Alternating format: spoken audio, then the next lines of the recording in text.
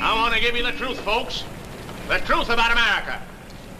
I know you've got a lot of questions. You want to know why you're not getting the breaks you deserve.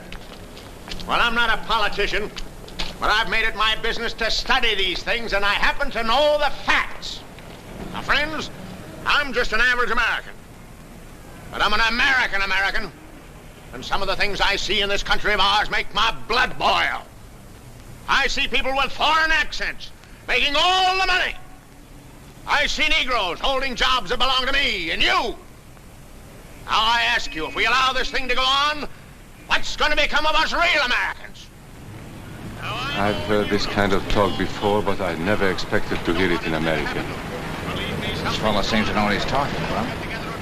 Yes, he knows all right. What's the answer? What are we real Americans going to do about it? You'll find it right here in this little pamphlet. The truth about Negroes and foreigners. The truth about the Catholic Church. Now, friends, these books are free. Paid for by real Americans who want others to know the truth. Excuse me, young man, but are you actually going to read that stuff? Sure, why not? You heard what he said, didn't you? Yes, I heard. But do you believe in that kind of talk? I don't know, makes pretty good sense to me. I'm speaking to you as an American. And I tell you, friends, we'll never be able to call this country our own until it's a country without. Without what? Yeah, without what? Without Negroes. Without alien foreigners. They're bringing drugs. They're bringing crime. They're rapists. All right, and of course, he was talking about Haiti. According to the New York Times, he complained that the 15,000 Haitian immigrants who received visas in 2017 all have AIDS. In that very same meeting, the Times reports, he said that once the 40,000 Nigerian immigrants given visas arrived in the U.S., they would never go back to their huts. The White House denies this report. During the presidential election, Donald Trump referred to a Gold Star mother, saying, "Look at his wife. She was standing there, just standing there. She had nothing to say. Maybe she wasn't allowed to have anything to say," implying that she was being silenced because of the family's Muslim faith. Candidate Trump also went after a U.S. district judge who presided over fraud allegations against Trump University, citing the judge's Mexican heritage.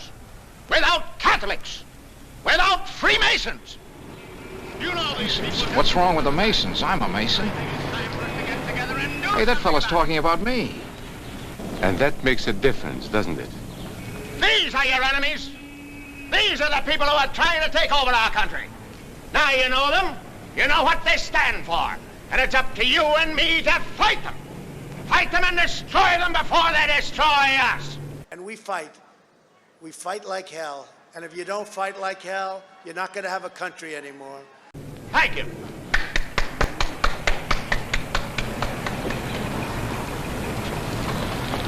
Before he said Masons, you were ready to agree with him.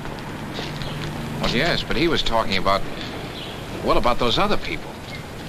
But in this country, we have no other people. We are American people, all of us. What about you? You aren't American, are you? I was born in Hungary, but now I am an American citizen. And I have seen what this kind of talk can do. I saw it in Berlin. What were you doing there? I was a professor at the university. I heard the same words we have heard today. But I was a fool then. I thought Nazis were crazy people, stupid fanatics. But unfortunately, it was not so. You see, they knew that they were not strong enough to conquer a unified country. So they split Germany into small groups. They used prejudice as a practical weapon to cripple the nation. Of course, that was not easy to do. They had to work hard to do it. You see, we human beings are not born with prejudices.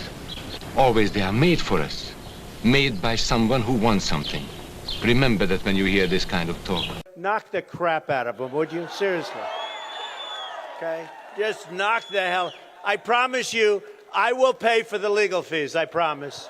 I promise. Somebody's going to get something out of it, and it isn't going to be you. This is not classroom theory. I saw it happen. I saw it first in Berlin in 1932. 5 young men that I knew were standing in the crowd listening to the Nazi speaker. Eric was a Catholic. Anton, a student of mine, was a Jew. Heinrich owned a small hardware store. Karl was a farmer. And Hans was an unemployed metal worker. To all true Aryan Germans, I say it is time you inherited the nation which rightfully belongs to you. To you alone belongs the glorious destiny of the greater Germany. The Nazi Party will provide land for the farmer, work for the worker, and profits for the small businessman. We're going to negotiate so smart for our country. That's what I do. I create jobs. Who is getting these things now? The Jew. The Jew who has stolen our nation and our birthright. Who makes all the money and takes all our jobs. The Jew, he must be shunned. He must be ostracized. He must be eliminated. And the Catholics. We don't want our great nation run by a foreign church. We Germans will know what to do with these people when the time comes. They and their faith must be destroyed. Then there are the Freemasons.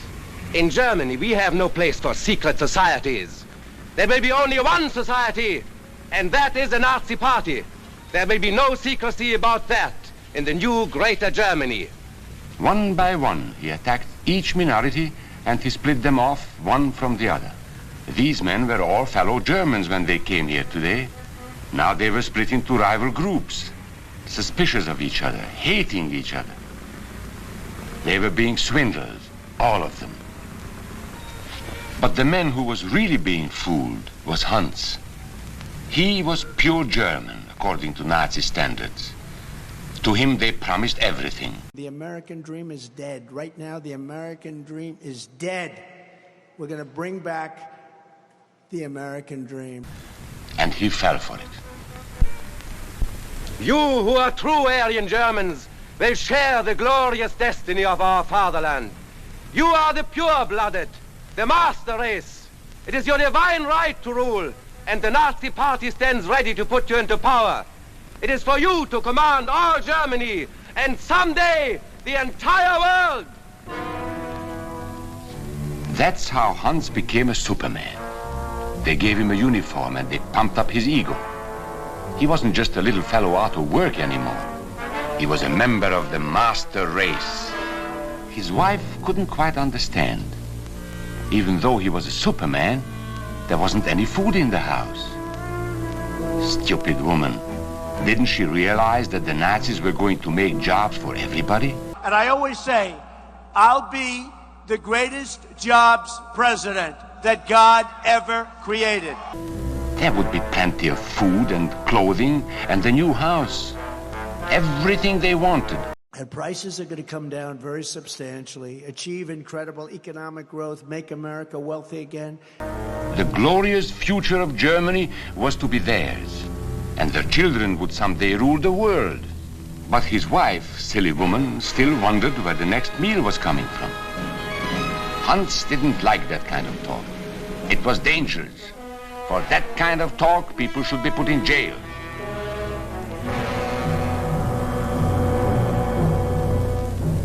Hans had swallowed the bait all right. And these were the men who baited the hook. Why? So that Hans could come to power? Of course not. So they could come to power. They would merely use Hans to help them get there. He would do the dirty work for them. We fight like hell. Knock the crap out of them, would you?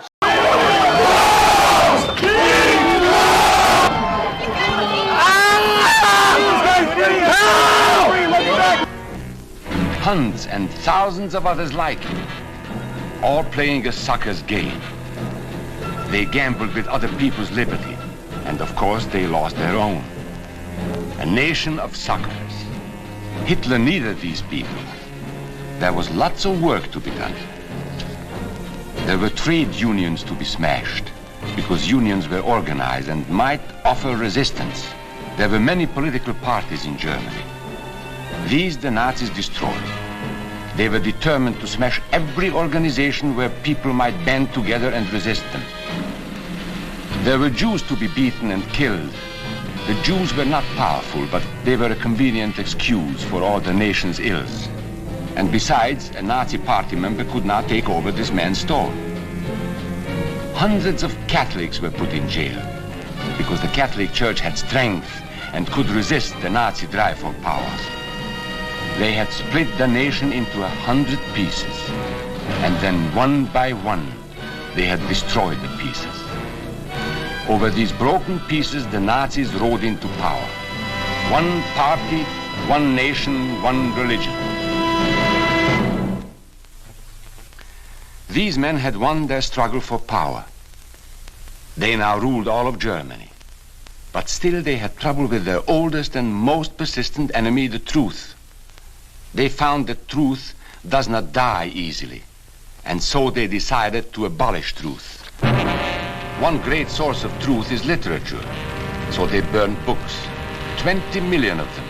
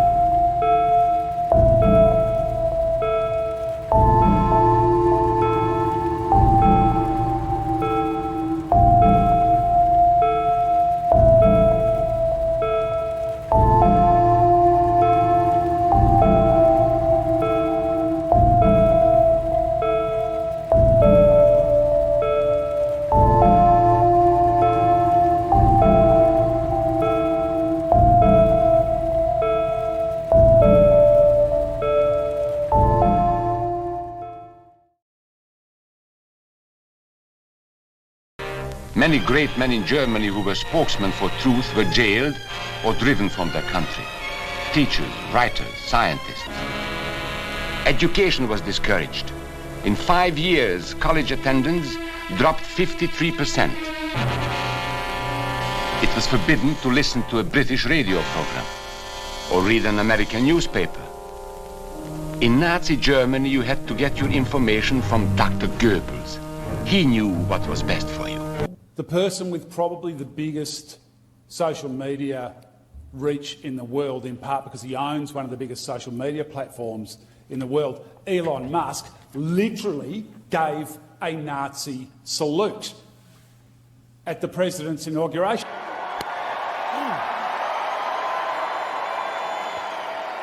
And for people who are going to try to argue that it wasn't actually a Nazi salute, I'll say this. If you're one of the highest profile people in the world and a massive global debate erupts about whether or not you gave a Nazi salute and you don't come out and say it wasn't a Nazi salute, then it was a Nazi salute. It was a Nazi salute. The United States is sliding into fascism under Donald Trump. And it is marginalised communities who are going to pay the price. Black-skinned and brown-skinned people, migrants in the US, women in the US, transgender and queer folks in the US. They're going to be persecuted and they're going to be demonised, blamed for all the problems of the day. And you know what else is going to pay the price? Nature is going to pay the price under his drill baby drill policies of destroying nature. Climate is going to pay the price, as we're already seeing a withdrawal from global climate action. President Trump is a disaster for humanity. He belongs behind bars, not in the Oval Office. Authorised by Jay McCall, Australian Greens, Canberra. You couldn't see this.